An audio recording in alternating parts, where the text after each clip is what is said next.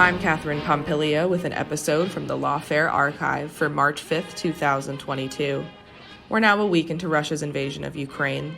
At the time of this recording, the Russians have captured the Ukrainian port city of Kherson, and a 40-mile-long convoy of military personnel is headed toward the capital city of Kyiv. The Ukrainians, however, have remained vigilant and have managed to stymie Russia's progress in their attempt to overtake Ukraine. One of the main security demands Russian President Vladimir Putin made before invading was to bar Ukraine from joining NATO, the North Atlantic Treaty Organization. For today's archive episode, I picked an episode from March 2014. The episode features an address by then NATO Secretary General Anders Fogh Rasmussen about the importance of the transatlantic alliance at a time of heightened tensions in Europe, Ukraine and Russia, and NATO's plans to address what was then an attempt by Russia to annex Crimea.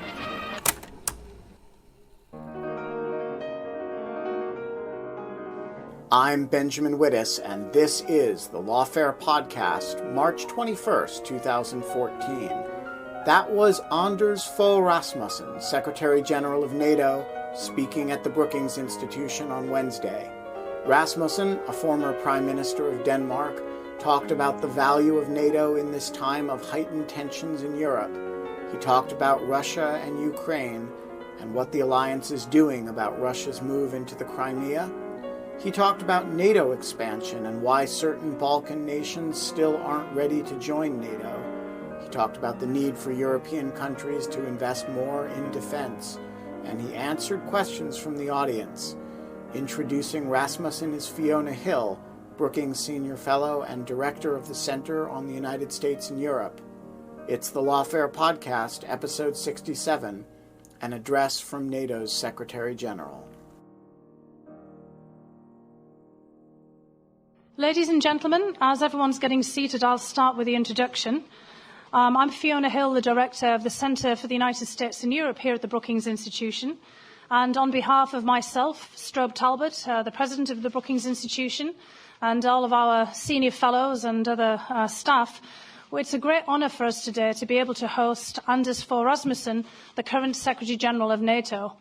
Obviously, for everyone in the audience here, we've been very much aware of the momentous events of the last several days and weeks. And when the Secretary-General announced that he was coming to Washington and asked if he could give a presentation here, let's just say this was not quite the agenda of items that all of us were anticipating. But as we know, events in the world change very quickly. The Secretary-General is very used to this kind of high-pressure environment. And he's very kindly, obviously, adjusted some of the remarks that he was going to say today to be in fitting with the recent developments. And, of course, those have been very much on the agenda for his meetings here in Washington, D.C. with senior officials. Now, the Secretary-General also has to be on a plane today to get back to Brussels. As you can imagine, there's probably an awful lot of things in his inbox right now. So he has only exactly an hour with us, so we'll have to beg your indulgence and ask you all, when the hour is up, to stay seated so the Secretary-General can get out and make his plane. I don't want to somehow interfere with the larger important of business because he's missed the plane as a result of us trying to stop him from getting out of the building. But anyway, I think for this audience, our Secretary-General needs very little introduction, so I'll keep it brief. All of us know he's had an extremely distinguished record in Danish politics, beginning back in the 1970s when he was one of the youth leaders of the Danish Liberal Party, then moving up through the party ranks through foreign policy and becoming Prime Minister of Denmark from 2001 to 2009. He took over as NATO Secretary General in August of 2009, exactly a year after the war between Russia and Georgia.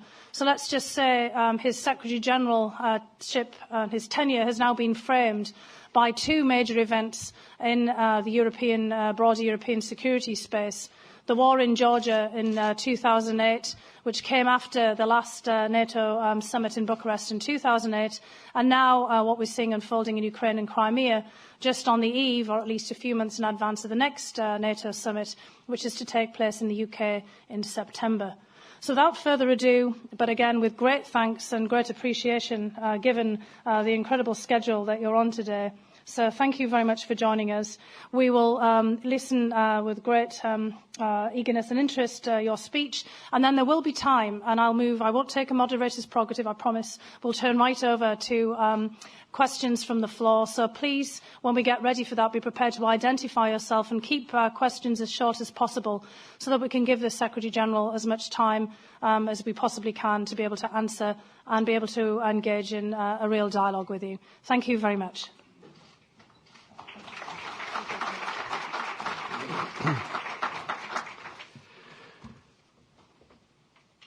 Thank you very much, Fiona, for that generous introduction. And I would also like to thank everyone at Brookings for the excellent job in organizing this event. Ladies and gentlemen, we live in a different world than we did less than a month ago. Russia's military aggression in Ukraine is in blatant breach of its international commitments, and it is a violation of Ukraine's sovereignty and territorial integrity.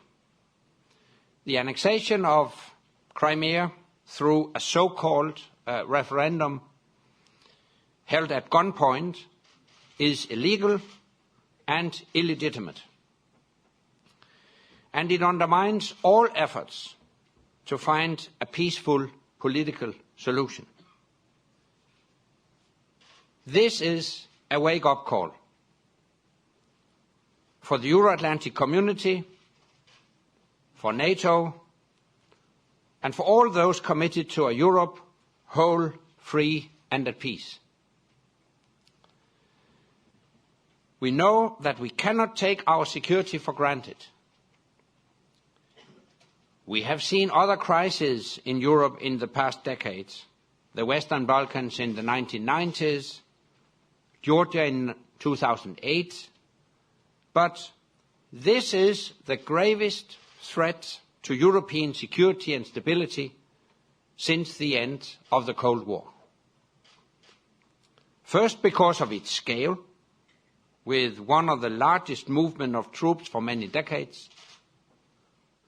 Second, because of the stakes, the freedom of 45 million people and their right to make their own choice. And third, because this crisis is right on NATO's border. But Ukraine cannot be viewed in isolation. And this crisis is not just about Ukraine.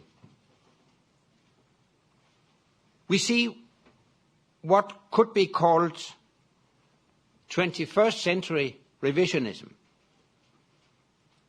Attempts to turn back the clock, to draw new dividing lines on our map, to monopolize markets, subdue populations, rewrite or simply rip up the international rulebook, and to use force to solve problems rather than the international mechanisms that we have spent decades to build. We had thought that such behavior had been confined to history. But it's back, and it's dangerous because it violates international norms of accepted behavior. It exports instability.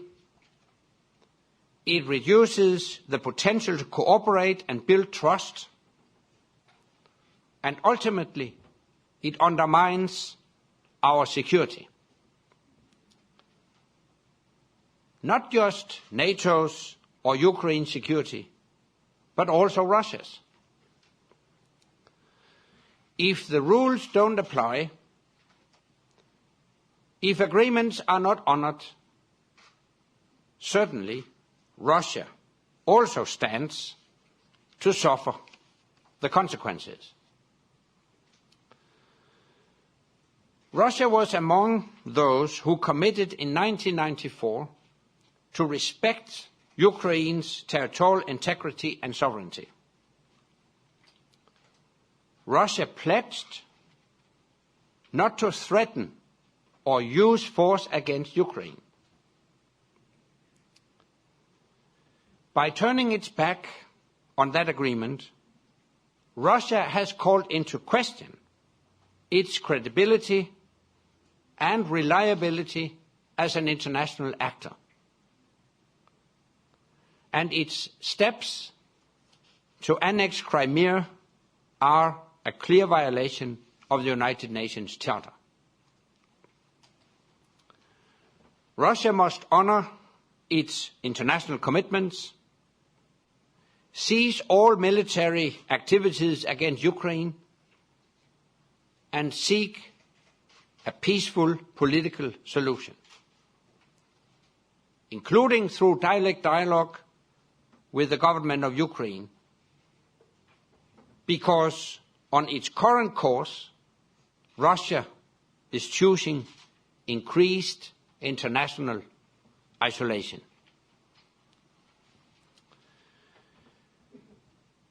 There are no quick and easy ways to stand up to global bullies, because our democracies debate, deliberate, and consider the options before taking decisions, because we value transparency and seek legitimacy for our choices, and because we see force as the last, not the first resort.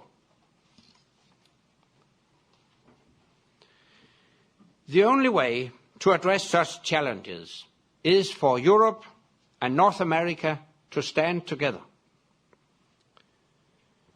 This is what we have done from the start of this crisis. NATO's clear position has been to condemn Russia's military actions in Ukraine, to stand firmly in support of the government in Kiev, and to make clear that President Putin's decisions to escalate the situation have consequences. As a first step, we have suspended joint planning for a maritime escort mission for the destruction of serious chemical weapons. This would have been the first joint operation of the NATO-Russia Council. We also decided that no staff-level civilian or military meetings with Russia will take place for now. And we have put the entire range of NATO-Russia cooperation under review. NATO foreign ministers will take decisions when they meet in Brussels early next month. At the same time, we have kept the door open for political dialogue in the NATO-Russia Council to give Russia an opportunity to engage. We have also taken measures to strengthen NATO's readiness. They include more assets for our Baltic air policing mission, surveillance flights over Poland and Romania, and heightened awareness. Allies have taken further steps to impose diplomatic and economic consequences. These are not our preferred choice. They are inevitable and appropriate consequences of Russia's choices. No one wants to turn away from our cooperation with Russia. But no one can ignore that Russia has violated the very principles upon which that cooperation is built. So business as usual is not an option. Ladies and gentlemen, in times like this, when the security of the Euro-Atlantic area is challenged, the North Atlantic Alliance has not wavered and it will not waver. For 65 years, we have been clear in our commitment to one another as allies and to the global security system within which NATO is rooted. Our transatlantic foundation is our strength, and it has given us the ability to consult, cooperate, and cope with any crisis. This does not mean that NATO is the only solution to every crisis in the Euro-Atlantic region, but I do believe it is part of every solution, because the alliance provides three elements that are crucial for facing modern security challenges and that are vital for Europe's and America's defense. These are political legitimacy, tried and tested structures, and military strength.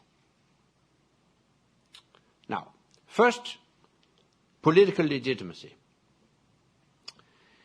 The combined and voluntary will of 28 of the world's strongest sovereign democracies is an extremely powerful source of political legitimacy, something that unilateral action or coalitions of the willing simply cannot enjoy.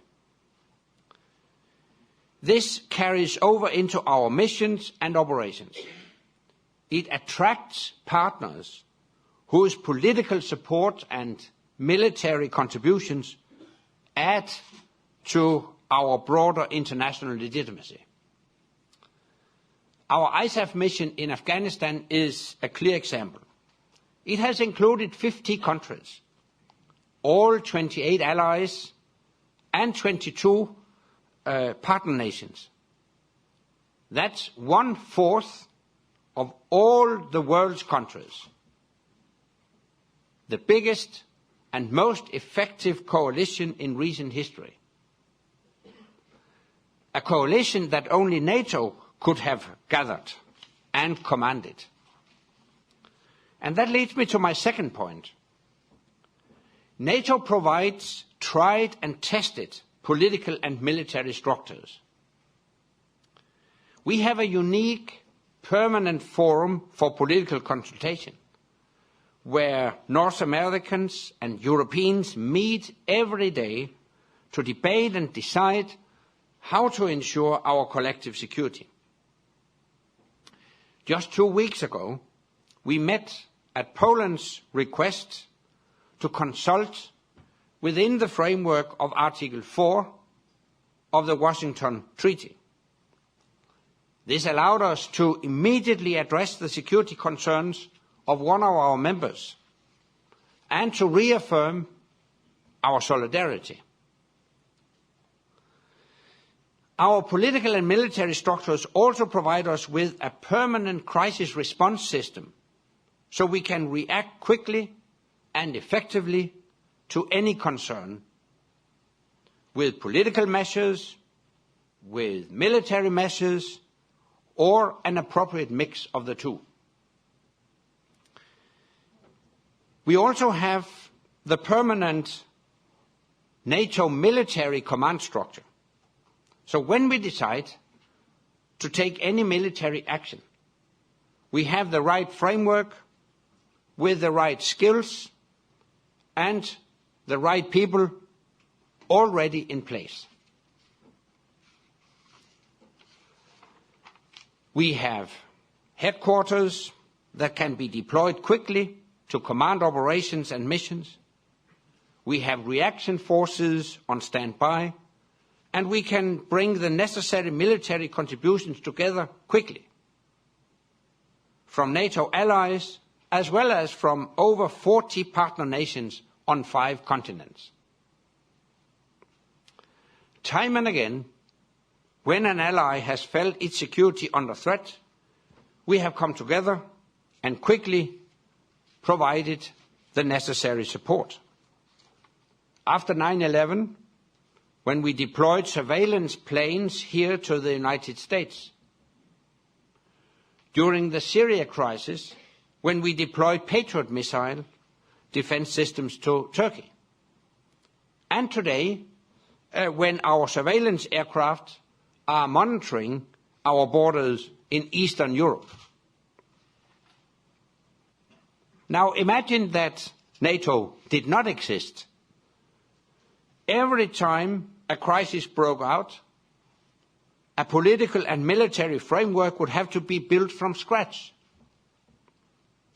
Political consensus would have to be forged, partners found, military plans developed, and capabilities designed, delivered, and deployed. This would be costly in terms of effectiveness, in terms of money, and in terms of time. Indeed, once the necessary elements for the response were in place, it could be too late to stem the crisis. So, our standing structures save time, they save effort, and they save taxpayers' money. They bring other advantages too. They allow us to harmonize military requirements across the alliance. They support the equipping, training, and exercising of our troops. And they have helped us to build the most capable and connected military forces in history. And this is my third point, NATO's unique military strength. It is a force multiplier, and it allows every ally, even its most powerful one, to pack a bigger punch. Let me point out a few of the ways that American security has benefited from NATO's collective strength. Again, Afghanistan is a good example. In 2010, as American forces surged, European allies surged, and partners surged too. Over the past 10 years, for every 2 US soldiers who have served in Afghanistan, 1 European soldier has always served with them. Some 400,000 European soldiers have rotated through Afghanistan to help make sure it would never again be a launching pad for international terrorism. In Libya, 3 years ago, European allies, Canada, and NATO partners played a crucial role in enforcing an arms embargo, maintaining a no-fly zone, and protecting the people from attacks by their own leader. Today in Kosovo, over 31 NATO, European and partner countries are keeping the peace. And off the coast of Somalia, ships from 4 allied navies, Spain, Turkey, Italy, and the Netherlands, are sailing with US ships, patrolling against pirates, and keeping vital sea lanes safe. European nations are helping to ease America's security burden in other ways too. For example, the European Union is running its own counter-piracy operation. And several European nations have stepped up to respond to the growing instability in Africa, in particular in Mali and Central Africa. So, NATO makes a unique contribution to our security, because only NATO brings together the world's most capable democracies in a permanent, integrated political and military structure. And only NATO delivers the political legitimacy and military strength that no one nation or ad hoc coalition can deliver on its own. It comes down to a simple truth. Shared security is better than solitary insecurity. And it's cheaper too. It's why NATO is a great defender of America, a great deal for America, and it's why NATO matters to America. That said, I'm the first to stress that Europe must do more. I take every opportunity to point out that there should be a fairer sharing of the costs and the responsibilities, both between North America and Europe and within Europe.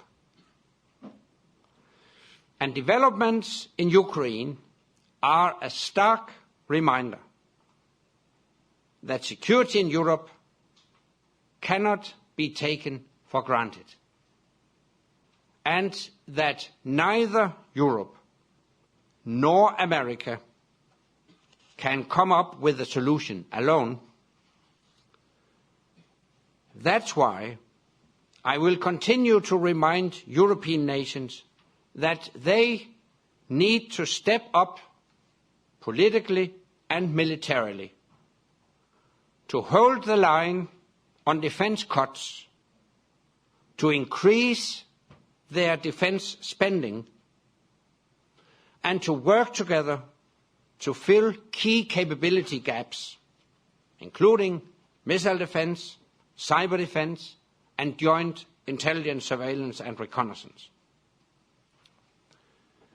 Later this year, in Wales, in the United Kingdom, we will hold our next NATO summit.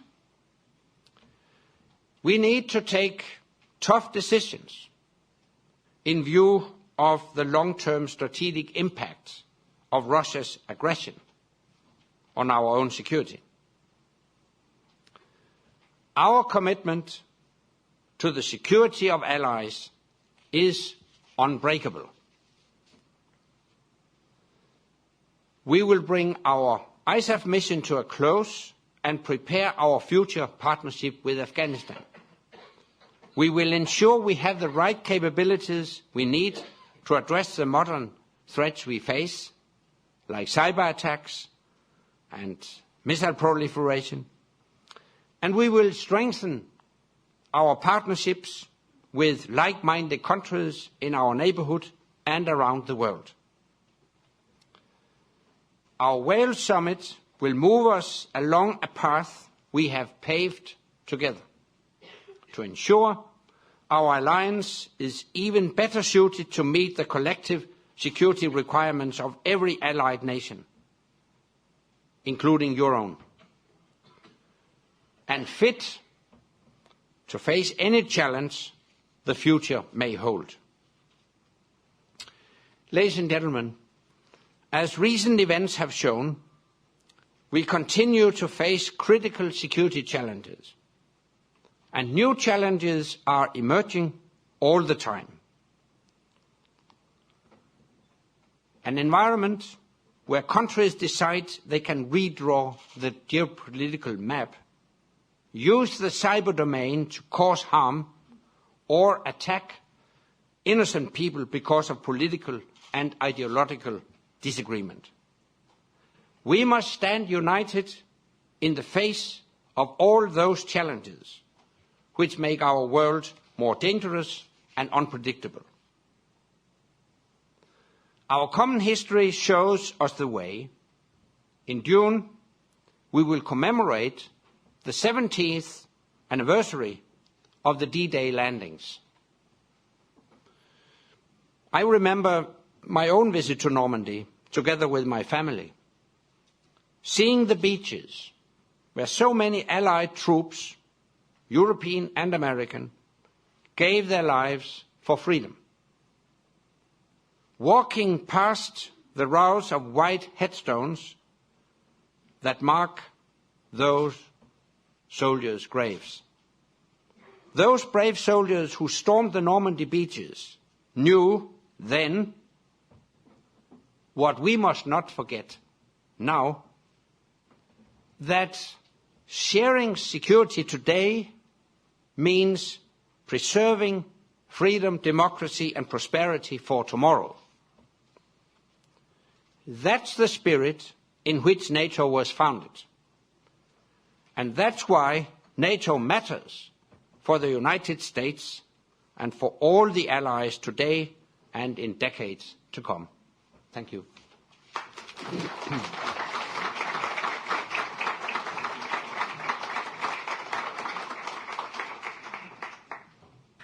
Secretary General, thank you so much for those very spirited and important remarks. And it's very much, as we open up to the audience here, a time of anniversaries. And as you were speaking there about D-Day, of course, at that point in 1944, it wasn't just the Normandy beach landings. It was also the Russians being part of that alliance on the Eastern Front. It's also all of the anniversaries of the siege of Leningrad, of Stalingrad, and of many other issues. So our World War II history was a time that we shared. Unfortunately, it's also about the 160th anniversary of another series of crises in the Crimea. Again, as you were thinking, I started to remember that the Crimean War actually broke out around 1854, so again, about 160 years ago. And that was also over a miscalculation, a misunderstanding about Russia's interests then in what was the Ottoman Empire and the role of Slavs and the Orthodox Christians that ended up, let's just say, with another series of events that led to also not just recriminations, but unfortunately military action on and around that same peninsula with lots of strange people on different sides. It gave us the balaclava, which we've actually seen out in force with masked men in balaclavas in Crimea on those various outposts. So, as Mr. Putin reminded in his speech the other day, history, depending on where you want to pick it up, is never very far away. But today you've also said some very important things about the future as well as about the present. And I think that there's going to be a lot of questions about the things that you've said. We have many members here of the diplomatic corps in Washington, D.C., many of our colleagues from other think tanks, which we're very glad to see, students from CUSE and other universities close by. We have CUSE across the road. And many other academics, analysts, and of course the members of the press corps. So I'd like to hold it open now to the floor. I'll try to take, if it's okay with you, a couple of questions at a time. We've got exactly half an hour. So again, if people could keep those short. And we'll start with this gentleman here at the front. If you could wait until a microphone comes to you. Please identify yourself, and then the lady behind you. Yeah, Michael Gordon, New York Times. Sir, the United States has sent a dozen F-16s and several hundred service personnel to Poland as a reassurance mission. But if NATO is trying to send a message of resolve, shouldn't the reassurance mission be a NATO-led effort involving multiple countries on land, sea, and air in Poland, the Baltic states, and the Black Sea? And also, Ukraine has been seeking support for its military. Shouldn't NATO consider providing intelligence support, logistical support, and advisors to help strengthen the Ukrainian military and deter possible Russian military intervention in eastern Ukraine? If this is the gravest crisis since the end of the Cold War, isn't something more required than suspending a joint maritime operation and stopping staff-level meetings? Thank you. Thanks. If the microphone could go to the lady just behind you with the glasses.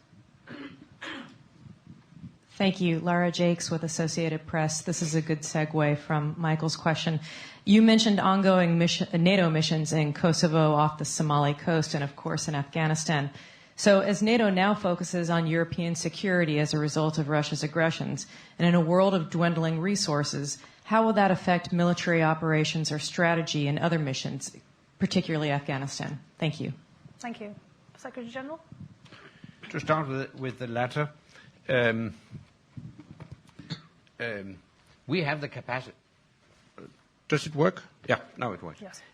We have the capacity to deal with several missions and operations at one and the same time. And ongoing events will not have any impact on our engagement in Afghanistan. We follow the plans as already outlined, which means completion of the ISAF combat operation by the end of this year, and provided we get a signature on the security agreements, deployment of a NATO-led training mission from the 1st of January 2015, and there will be no change in those plans. On NATO engagement in the current crisis, yes, if we take the Baltic air policing, the United States took a quick step to augment their contribution to Baltic air policing, which is highly appreciated. The good news is that this initiative will now be followed by other NATO allies. A couple of days ago, the UK announced that they will contribute to augmenting or enhancing air policing over the Baltic states, and other announcements will follow. So you're right, it should be, and it is, and it will be a NATO mission. The same goes for the deployment of AWACS planes over Romania and Poland. These are part of a NATO operation. But having said that, it's normal practice that individual allies can take immediate steps, and then it's followed by a more broad NATO mission. And I envisage further steps to reassure allies, to strengthen deterrence and collective defense in light of what we have seen. And then on Ukraine, which is the second part of your question, we have intensive consultations with the Ukrainians right now. We have had several meetings in the NATO-Ukraine Commission. I have met with the Ukrainian Prime Minister, the Ukrainian Foreign Minister. They have forwarded a number of requests. We are now looking into those requests, and I would expect foreign ministers to take decisions on enhanced partnership, increased assistance to Ukraine when foreign ministers meet on the 1st and 2nd of April. I agree that we should step up our assistance to Ukraine, and I'm sure it will happen. Thanks. I'm trying to collect questions. I see hands coming up. There's over here at the front, and then the gentleman here at the aisle. So if people keep their hands up, I'm trying to keep a track, please. Thank you. Natalie Tocci, Istituto Affari Internazionali in Rome. You have explained very effectively, Secretary General, the logic of suspending cooperation under the NATO-Russia Council. How would you respond to two counter-arguments to that? The first being that cooperation is as much a NATO interest as it is a Russian interest, and the second, perhaps more important counter-argument, that perhaps it is precisely in moments of conflict and disagreement that institutionalized contact between the two sides is most valuable. And the gentleman here at the aisle? No, just wait 1 second, next time around. Yeah, thank you. Meto Koloski, United Macedonian Diaspora. This year marks, and first of all, congratulations on your Hillary Clinton Award this morning. Fiona mentioned a few anniversaries, but this year marks the 100th anniversary of World War I with, Sarajevo, and then 1510, 5 years enlargement. You welcomed a delegation from Bosnia, I think, a couple of days ago, and Macedonia's Prime Minister recently. What kind of message will the upcoming summit send on enlargement? Will there be a breakthrough on the Macedonia-Greece dispute, in your opinion, and perhaps a visit to the region if enlargement is not a deliverable at the UK summit? Will you visit all the 4 countries? Because I think we learned the mistakes of Bucharest with Georgia and Ukraine. Luckily, nothing of that sort has happened on Macedonia, but hopefully nothing does happen. So thank you. Yeah. Thank you. First, on the NATO-Russia Council, actually, I think we struck the right balance in what we have done so far. Because you're right, during a crisis, it is important to keep open a channel for dialogue. So that's why we have suspended practical cooperation with Russia, while we have kept the NATO-Russia Council as such open for dialogue. And actually we have had a meeting already at ambassadors level within the NATO-Russia Council. I can tell you it was not a pleasant meeting with 28 allies conveying a very clear message to the Russian ambassador. But I think it was a useful meeting. So that underlines your point that during a crisis we need to keep open these channels for dialogue. And that's exactly what we have done. But on the other hand, I also think the Russian behavior must have consequences. I mean, when I study the founding documents that create the framework for our partnership with Russia, I can see Russia in blatant breach of all the fundamental principles. Among those principles, we have stated that we will not use force against each other or any other. And obviously they did. In 2010, at the NATO-Russia Summit in Lisbon, we declared that it's our ambition to develop a true strategic partnership between NATO and Russia. I'm a strongly believer of that. Basically, I think we share interests. But when I witness the current Russian behavior, I ask myself, should Russia be considered a partner or an adversary? I have to ask that question.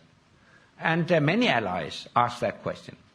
So that's why we can't continue business as usual. But I think we struck the right balance in the way we dealt with this. And we have done it in such a manner that it opens the possibility to step up sanctions, so to speak, if the situation warrants that. Now, on our open door policy and perspectives of enlargement, we have four partners that have declared aspirations to become future NATO members: Georgia, Montenegro, the former Yugoslav Republic of Macedonia, and Bosnia-Herzegovina. As you know, this process is merit-based. Aspirant countries must fulfill certain criteria before they can join our alliance. We have now agreed internally in NATO on a procedure so that decisions on how we will address the open door policy will not be made now, but later, in the run-up to the summit. We will update individual assessments of each of the four aspirant countries before foreign ministers meet by the end of June, and then foreign ministers will take decisions by the end of June. So it would be premature to present any assessment as to how we will deal with each of the four aspirant countries. What is clear is that the process is merit-based, and each individual aspirant country will be judged upon its own merits. But I think they all realize that they still have work to do. But having said that, I'm clearly so my position is very clear. I think the progress they have made should be appropriately reflected at the summit. It wouldn't be sufficient just to reiterate what we have said previously on our open door policy. And of course, what we have seen from the Russian side may also have an impact on the final decisions on how we will address the open door policy. And not to be misunderstood, I think it's essential that we provide aspirant countries with a clear Euro-Atlantic perspective. Thank you. I have a question here, the gentleman with the pink red tie, and then this gentleman over here afterwards. Sir. Hi, my name is Jan Bojivsky, Voice of America. Mr. Rasmussen, does the situation brings a new sense of urgency for NATO to accelerate with the enlargement process? In February, citing the situation in Ukraine, 14 congressmen sent a letter to Secretary of State Kerry urging him to support membership, especially for Macedonia and for Montenegro at this year's summit of NATO. Thank you. Thank you. And this gentleman against the wall here. We need a microphone for purpose of recording, sorry. Sure. My name is Wessel de Jong of the Netherlands Public Broadcaster. Mr. Rasmussen, you just mentioned that the first joint operation with the Russians to evacuate chemical weapons from Syria will be aborted, will be stopped. Could you be a bit more specific about this? And is it a good idea to do this, would be my second question. And brief third question. Don't you think now Crimea is finally, well, part of Russia, so to say? Don't you think the situation now will quiet down, and should NATO react, well, also in those terms, that you see that the Russians are toning down their rhetoric and the situation will become a bit more peaceful? But that's probably wishful thinking. But what's your take on this? Thank you. First, on enlargement, you asked me in concrete terms whether ongoing events would justify it to accelerate enlargement. Let me stress once again, any enlargement process is merit-based. There is no shortcut to membership of NATO. Applicant countries must fulfill certain criteria. And that's, I mean, for all four aspirant countries, the fact is that they do not yet fulfill all necessary criteria. Now, you asked specifically about the former Yugoslav Republic of Macedonia. Already in 2008, we decided at the NATO Summit in Bucharest that we are ready to extend an invitation to accession negotiation once a mutually satisfactory solution to the name issue has been found. That decision still stands. So once the name issue has been solved, we are ready to start accession negotiations. Unfortunately, we have not seen any progress since 2008, which I strongly regret. And I mean, for each country, there is specific issues, and we deal with them individually. Montenegro, for instance, is a positive story. The Montenegrins have made a lot of progress, carried through a lot of reforms, but still there is a need for further reforms of their security sector, strengthened efforts against organized crime and corruption. Bosnia-Herzegovina, we have granted Bosnia-Herzegovina a condition-based membership action plan. It will be activated as soon as the Bosnians carry through some very modest reforms related to defense property. I won't go into details, but just mention that since we did that in 2010, we haven't seen any progress. I met yesterday with a member of the presidency of Bosnia-Herzegovina. He agreed with me But political parties in Bosnia-Herzegovina have not been able to reach an agreement on this very, very modest requirement. As regards Georgia, we have seen a lot of progress. They have conducted successful parliamentary and presidential elections. They have reformed their defense sector, but there is still things to do within their security sector and also when it comes to their judiciary. So this just to stress that certain conditions must be fulfilled, and there's no shortcuts, and ongoing events will not change that. But of course, we all keep in mind strategic implications of the events in Crimea and Ukraine. And faced with a more assertive Russian attitude, it is of utmost importance that we, in the Euro-Atlantic organizations, provide partners with a realistic and credible Euro-Atlantic alternative to the Russian pressure. That's my clear position. On the maritime escort mission, as you know, the American vessel Cape Ray will carry out the task to destroy certain chemicals. Those chemicals have not been, they have not left Syria yet, so that's one problem.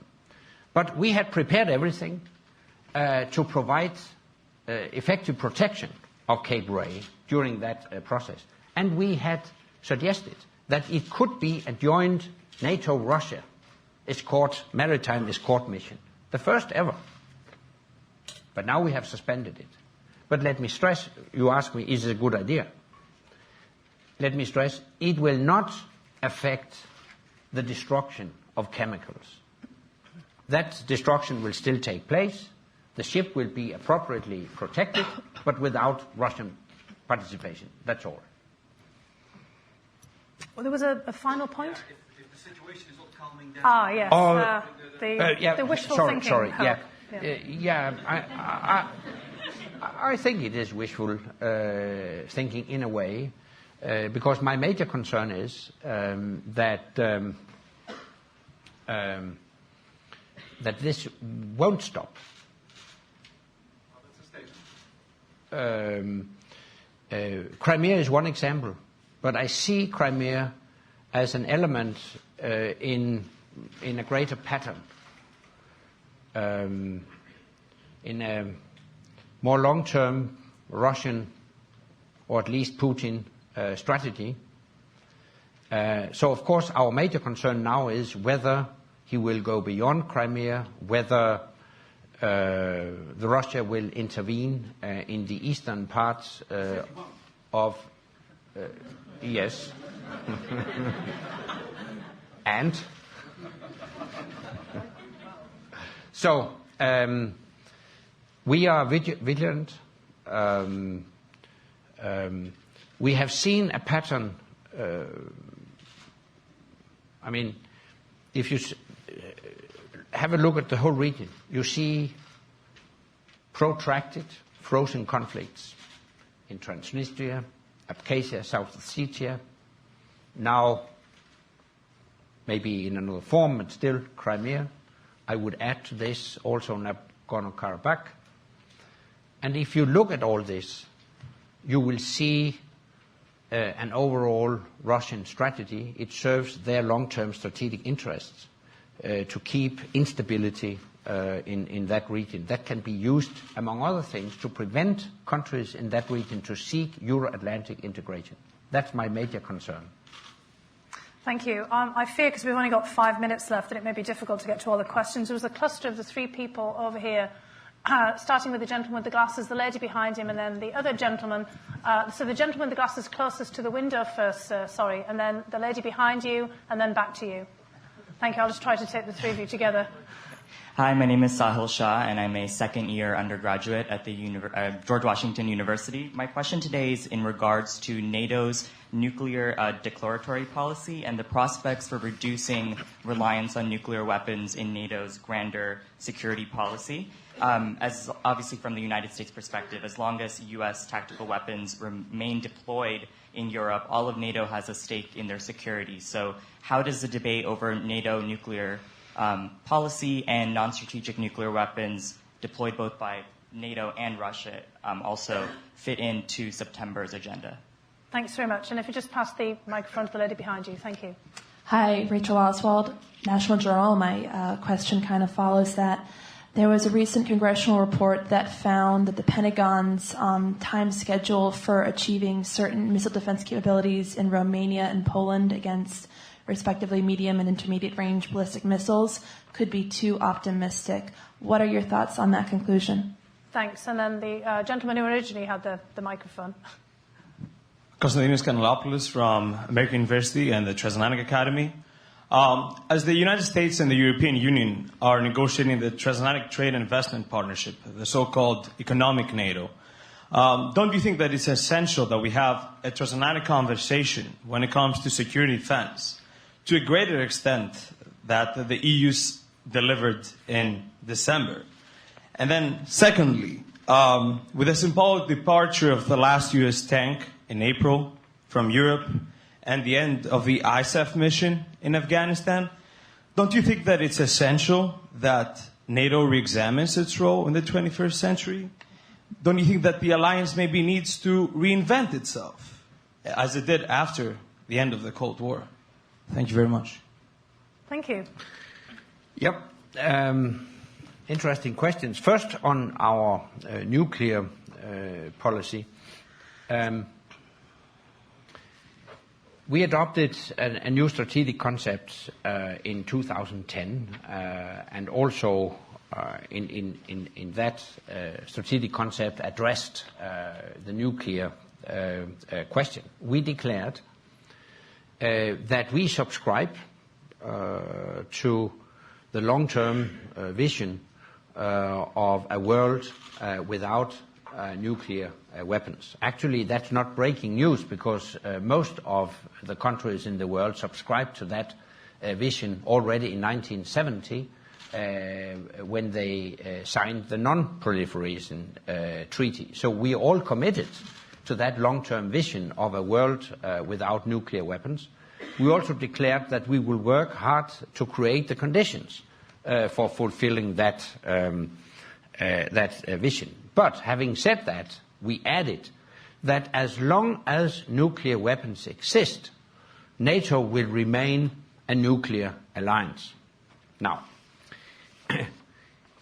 we have also declared that we are ready to engage in negotiations on a reduction of the number of nuclear weapons, including tactical nuclear weapons.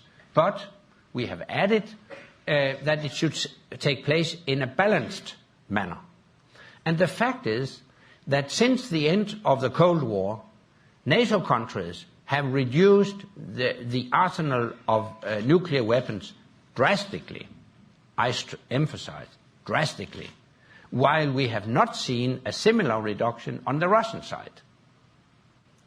So there is a huge stockpile of Russian nuclear weapons, and clearly an imbalance. So we shouldn't be naive. So while we will work towards a reduction in the number of nuclear weapons, we also need more transparency, and we need to reduce in a balanced manner. So that's our clear position. Now, of course, I cannot exclude that the events we have witnessed in Crimea will also have an impact on the thinking about arms control, including nuclear policies. On missile defense, according to all information I have got, there won't be any change of the timetable as regards the development of the NATO missile defense system, including the establishment of facilities in Romania and Poland. And the timeline is that we intend to provide full coverage by 2018, and so far I haven't seen any indications of changes in that plan. Finally, on the transatlantic relationship, I agree that the transatlantic trade and investment partnership should actually be seen as what we might call the economic NATO. The interesting thing is that it has been foreseen already in the NATO Treaty Article 2 that we should strengthen economic cooperation within or among allies. And actually I see the TTIP as an implementation of that article. Now, following that, I also agree that we need more European contributions to our common security. But actually, I think the European Council meeting in December was a remarkable step forward, among other things, because the European Council focused on European investments in certain capabilities, among them drones, joint intelligence, surveillance, reconnaissance, but in specific terms drones, also air-to-air refueling, which was one of the lessons learned from our Libya operation. They also mentioned cyber and satellite communication. So for the first time, actually, the European Council has committed to increased European investments in much needed military capabilities. I consider that a very welcome step forward. But having said that, let me reiterate what I said in my introduction today. The Ukraine crisis and what we have seen in Crimea has been a wake-up call, and it must be followed by increased European investments in defense if we are to ensure a credible deterrence and collective defense in the future. And finally, on NATO's role, well, daily I witness statements that reflect NATO's success. Every day right now during this crisis, I see expressions of gratitude among Eastern allies, gratitude that they are actually members of our alliance. I don't think they see a strong need for redefining the role of NATO. They became members of NATO to ensure effective defense and protection. They've got it. They're grateful for that. As we draw down our operation in Afghanistan, we open new opportunities to actually address emerging security challenges in a much more efficient manner through investments in modern military capabilities, enhanced cyber defense, further development of our NATO missile defense. So there's no need to reinvent or redefine the role of NATO. Our core task remains the same, namely to provide effective defense of our populations and our territories. And actually the most effective defense is a strong and determined deterrence. That has been the essence of NATO since it was established in 1949, and it will remain the core task. Well, Secretary General, that seems a fitting end to the time, which is unfortunately run out. We really appreciate you spending this past hour with us. We understand, of course, that you have to move off very quickly. So again, if everyone could stay in their seats until the Secretary General has left. Thank you very much, sir, at this very difficult time for spending an hour with us and being so frank and direct in answering the questions. A round of applause to the Secretary General. Thank you. The Lawfare podcast is produced in cooperation with the Brookings Institution. Thanks to the folks at the Center on the United States and Europe for audio of this week's event. Our music, as ever, is performed by the estimable Sophia Yan. And once again, we need you to help spread the word about the Lawfare podcast among the masses. A lot of people out there in the darkness. You can help bring them into the light, or bring the light to them. Thanks for listening.